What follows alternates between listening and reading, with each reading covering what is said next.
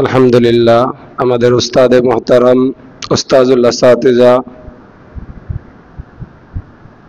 বেফাকের সাবেক প্রধান শিক্ষক প্রশিক্ষক আল্লামা শিব্বির আহমদ রহমতুল্লাহ আলাইহির সুযোগ্য সাহেবজাদা নোয়াখালীর অন্যতম বিদ্যাপীঠ জামিয়া মাদানিয়া নোয়াখালীর সম্মানিত মুহতামিম উস্তাদে মুহতারাম হযরতুল আল্লাম হযরত মাওলানা সিদ্দিক আহমদ নোমান হাফিজাহুল্লাহ এখন আমাদের সামনে আমাদের ছাত্র জমানা এবং আমাদের এই বছর শুরু আমরা কিভাবে শুরু থেকে শেষ পর্যন্ত আমাদের ইলমি এবং আমলি জিন্দেগিকে সুন্দর করতে পারি সে উদ্দেশ্যে আমাদের সামনে নসিহা পেশ করবেন।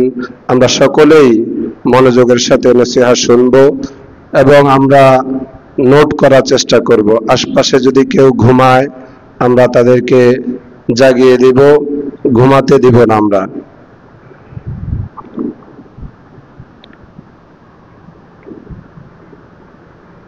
সময় কতক্ষণ?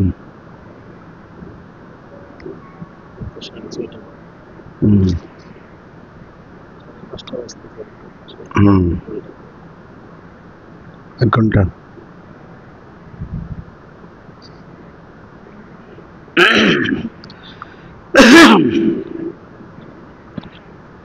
আসসালামু আলাইকুম ওয়া রাহমাতুল্লাহি ওয়া বারাকাতুহু। نحمده ونستعينه ونستغفره ونعوذ بالله من شرور أنفسنا ومن سيئات أعمالنا من يهده الله فلا مضل له ومن يضلله فلا هادي له ونشهد أن لا إله إلا الله وحده لا شريك له ونشهد أن سيدنا وسندنا مولانا محمدا عبده ورسوله صلى الله تعالى عليه وعلى آله وأصحابه وبارك وسلم تسليما كثيرا كثيرا. أما بعد فأعوذ بالله من الشيطان الرجيم. بسم الله الرحمن الرحيم. قل هل يستوي الذين يعلمون والذين لا يعلمون إنما يتذكر أولو الألباب. صدق الله العلي العظيم. وقال نبينا وحبيبنا صلى الله عليه وسلم إن الله يرفع بهذا الكتاب أقواما ويدع به آخرين أو كما قال عليه الصلاة والسلام.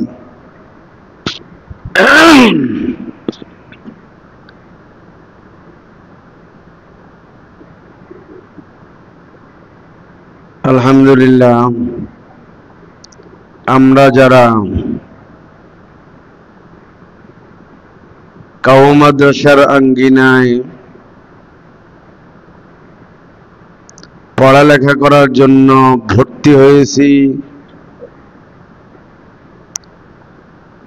বিভিন্ন জমাতে আমরা মাদ্রাসার পক্ষ থেকে অ্যাডমিশন নিয়েছি, আমাদের একটা পরিচয় আছে। আমাদের পরিচয় হইল আমরা তালিবুল ইলমে। কি পরিচয়? তালিবুল ইলম। তালিবুল ইলমে শব্দের অর্থ কি? ইলমের অন্বেষণকারী। এখন প্রশ্ন হইল কোন ইলমের অন্বেষণকারী? এই প্রশ্নের জবাব তিনটা। কয়টা? আসমানী ইলমের অন্বেষণকারী, কুরআনী ইলমের অন্বেষণকারী, ওহীর ইলমের অন্বেষণকারী। কয়টা জবাব হলো? আবার বলছি, আসমানি ইলমের অন্বেষণকারী, কুরআনি ইলমের অন্বেষণকারী, ওহীর ইলমের অন্বেষণকারী। তাহলে তালিবুল ইলমে মানে তালিবুল ইলমিস সামাই, তালিবু ইলমিল কুরআন, তালিবু ইলমিল ওয়াহী। এই তিনটা নাম আমাদের।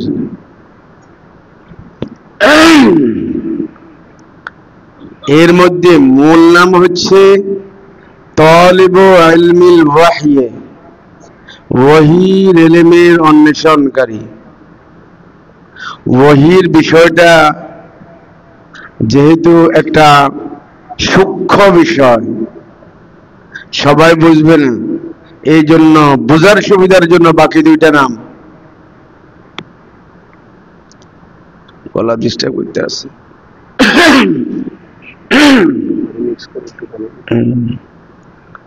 কালকে রাত্রে 2 ঘন্টা আলোচনা হয়েছে, 12টা বাজে শুয়েছি, গলা ঠিক থাকবে? গলা ডিস্টার্ব শুরু করছে। মূল নাম হইল তালিবু ইলমিল ওয়াহী, ওহীর ইলমের অন্বেষণকারী। ওহী বিষয়টা তো এত ওয়াজেহ না, এত ক্লিয়ার না, তো বোঝার সুবিধার জন্য বাকি দুইটা নাম দেওয়া হয়েছে, আসমানি ইলমের অন্বেষণকারী, কুরআনি ইলমের অন্বেষণকারী। এই দুইটা কথা মোটা দাগের কথা, সবাই বুঝবে, ছাত্র বুঝবে, গার্জিয়ান বুঝবে, সহযোগী বুঝবে। আর ওহীর ইলমের অন্বেষণকারী এই কথাটা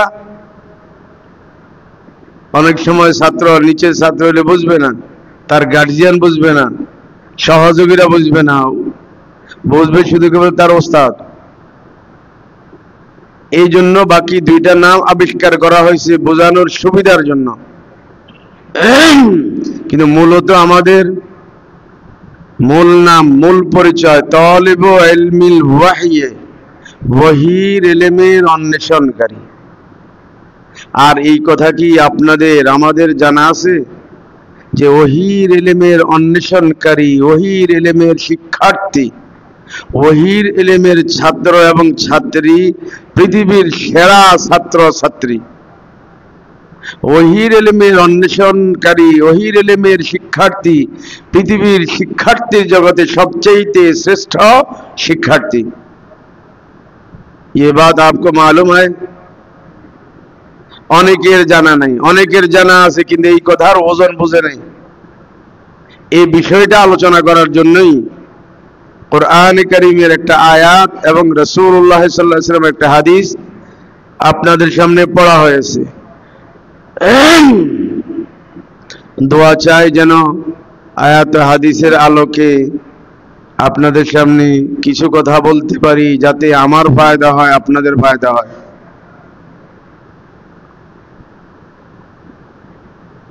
আল্লাহ তাআলা ওইভাবে আপনাদের সামনে আলোচনাকে উপস্থাপন করার তৌফিক দান করুক। ওহীর ইলমের অন্বেষণকারী সম্পর্কে আমি বললাম, এরা হলো পৃথিবীর যত অন্বেষণকারী আছে, যত শিক্ষার্থী আছে, সকল শিক্ষার্থীর মধ্যে সবচেয়ে শ্রেষ্ঠ এবং দামি। এটা কেন, এটা বুঝতে হবে। এর কারণ হইল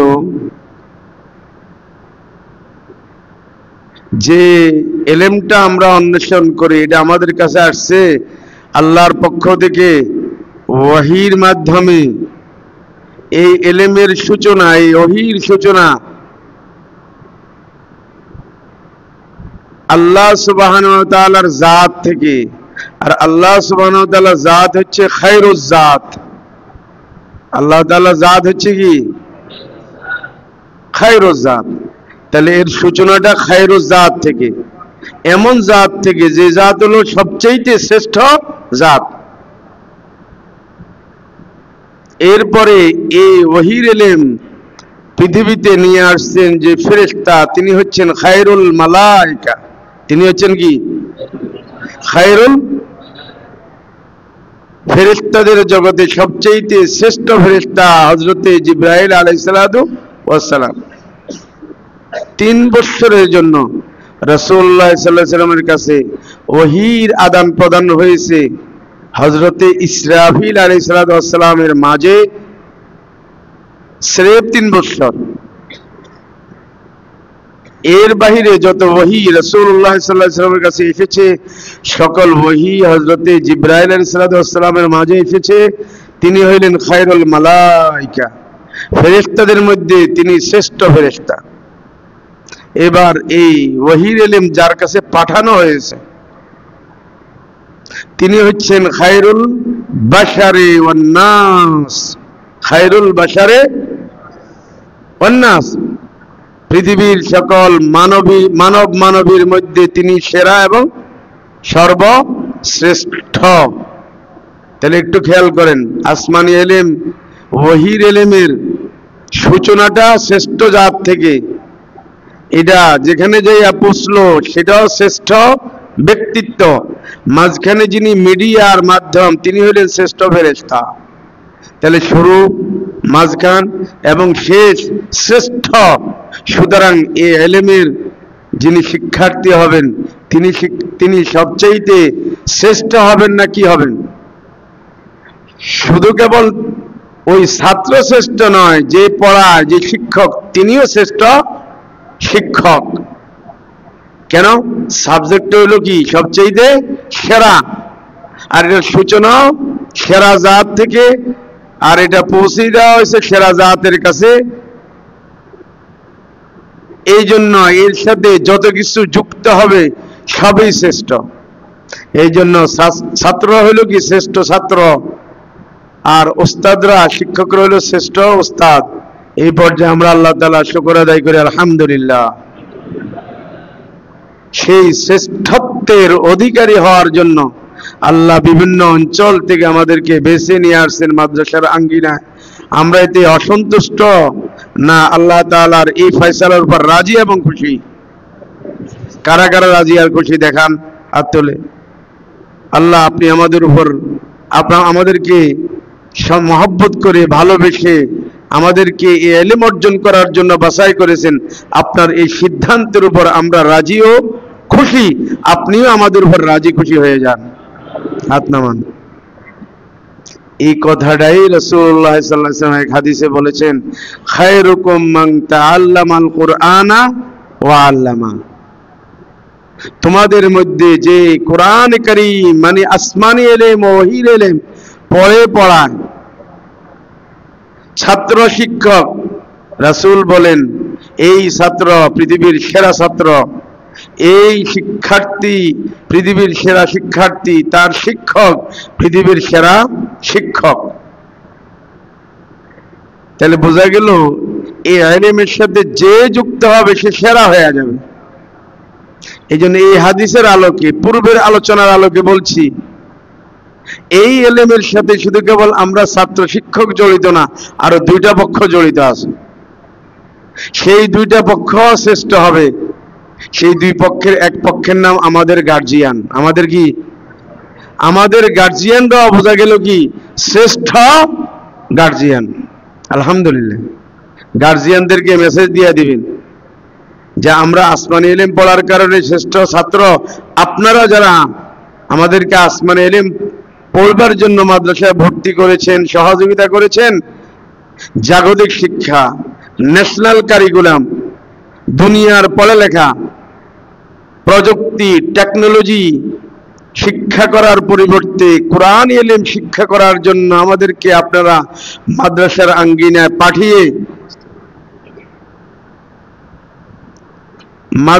আঙ্গিনায় পাঠিয়ে আমরা যেরকম শ্রেষ্ঠ শিক্ষার্থী হয়েছি, আমাদের হুজুররা যেরকম শ্রেষ্ঠ শিক্ষক, আপনারা আমাদের গার্জিয়ান হিসাবে, অভিভাবক হিসাবে, অভিভাবিকা হিসাবে শ্রেষ্ঠ গার্জিয়ান, শ্রেষ্ঠ অভিভাবক, শ্রেষ্ঠ অভিভাবিকা। এই মেসেজটা বাড়িতে যাইয়া আপনার আব্বা আম্মা, আপনার ভাই বোন, আপনার সে সকল গার্জিয়ানদের কাছে দিয়ে দিতে হবে। আমরা এই মেসেজটা পৌঁছাবো বাড়িতে। কে কে পৌঁছাবো?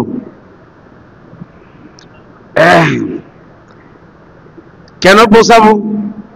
এই মেসেজটা বাড়িতে পৌঁছাইলে ওনারা পুলকিত হবে, ওনাদের আস্থা বাড়বে, আপনার জন্য 2 পয়সা খরচ করতে আন্তরিকতা বৃদ্ধি পাবে। লাভ হলো না লস হলো? এই জন্য বাড়িতে এই খবরটা পৌঁছাইবেন। আমি বলছিলাম আরো একটা পক্ষ আছে, সেই পক্ষের নাম হলো আমাদের সহযোগী পক্ষ।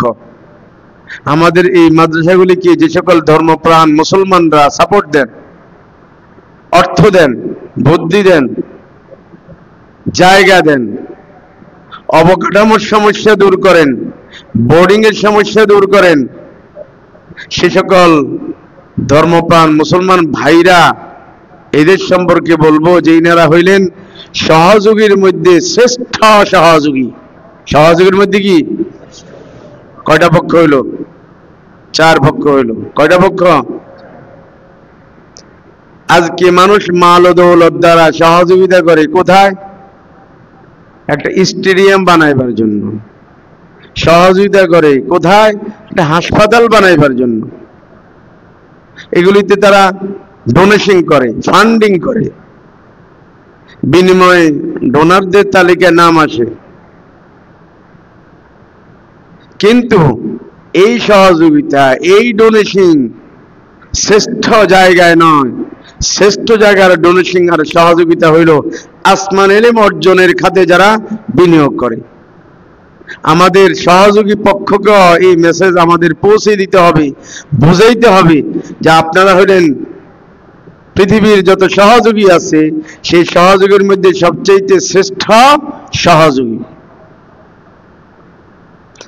এক হাদিসের মধ্যে আল্লাহর নবী 4 পক্ষের আলোচনা করেছেন। কি আলোচনা করেছেন?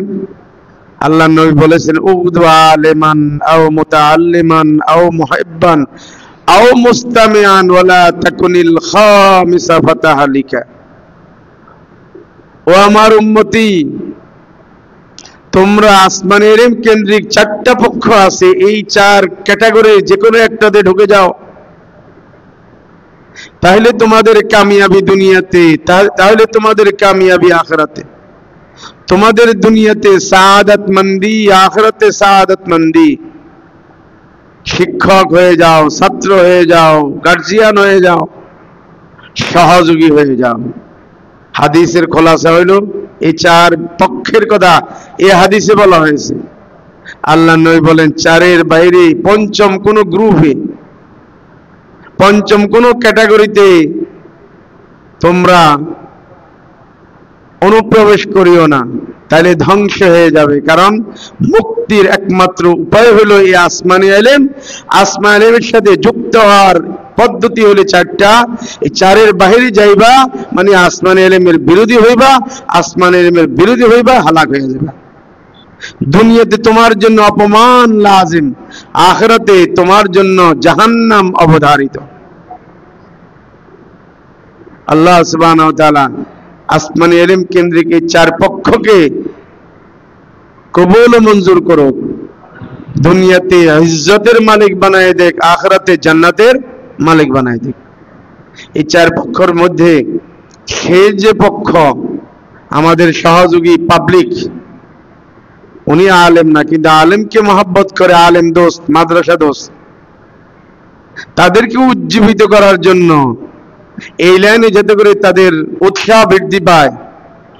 একটা ঘটনা বলতেছি, ওই ঘটনা বলার দ্বারা 2টা বিষয় ক্লিয়ার হবে। তারা যে শ্রেষ্ঠ সহযোগী এটাও ক্লিয়ার হবে, আবার আমরা যারা এখানে শিক্ষার্থী আছি, শিক্ষক আছি, আমাদের পজিশনটা, আমাদের অবস্থানটা আমরা আরো ভালো করে বুঝতে পারব। ঘটনাটা কার? ঘটনা হইল ভারতবর্ষের যে সমস্ত শাসক অতিবাহিত হয়েছে, সেই শাসকদের মধ্য থেকে একজন শাসকের কথা, যার নাম সুলতান মাহমুদ গজনবী। নামটা বলেন। মোগল